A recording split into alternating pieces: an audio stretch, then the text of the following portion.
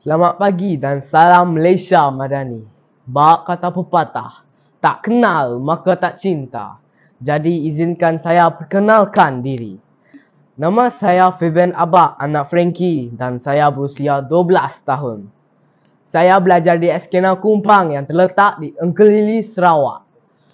Kod sekolah saya ialah YBB 2306. Hobi saya ialah membaca buku dan bermain bola sepak. Manakala cita-cita saya menjadi seorang doktor.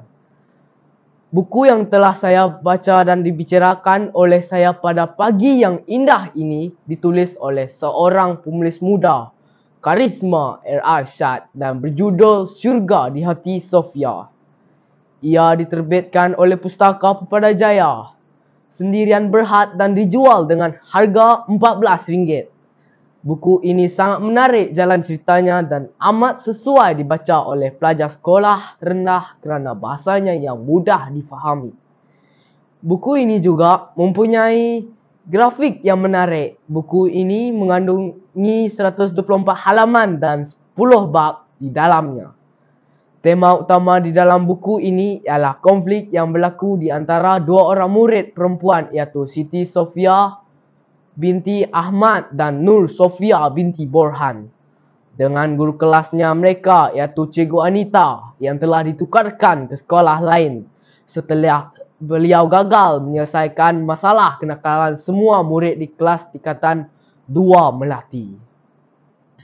Cikgu Karupayah telah datang bagi menggantikan Cikgu Anita.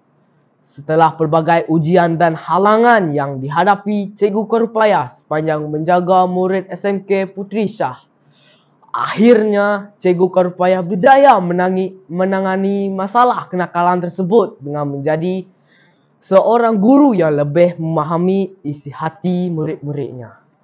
Dia juga sering menceritakan perkara yang lucu dan berjenaka semasa mengajar bagi menarik minat dan perhatian pelajarnya.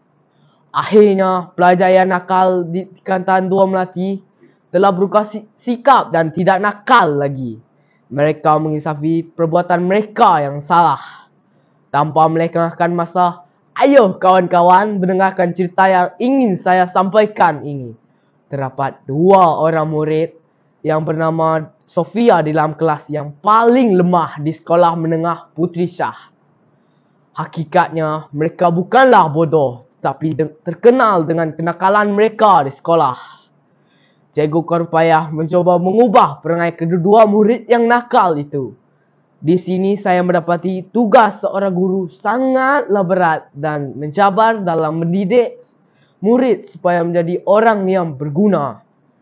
Guru umpama lilin yang membakar dirinya.